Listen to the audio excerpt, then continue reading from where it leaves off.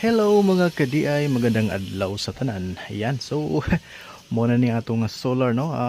Working ni siya in 5 days. Ayan, so whole Holy Week wala na to ni siya natanaw no. Ayan, wala na to ni siya na monitor tungod kay wala pa tay internet. So atong tanawon karon mga kadiay kung pila iyang nakonsumo no within 5 days.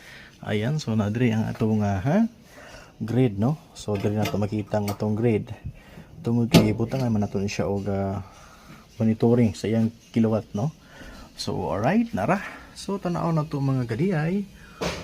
Okay, within 5 days mga kadiay 0.5 kilowatt rang iyang nakonsumo no. Alright, so grabe no, for how many days inadto rang iyang konsumo then mao ni no. So ara makita po nato diri mga kadiay nga ang iyang sa tawagan ang iyang supply is solar ug ang battery lang gyud no. So ang iyang grid kani wala, so standby lang ang iyang grid. So mao ni no, so tanaw na to iyang battery yan. So battery no. Alright, so grabe mo ni iyang battery mga kadiay sa pikas. Okay, 100% tapos no, 100% tapos ang iyang charging na. Alright.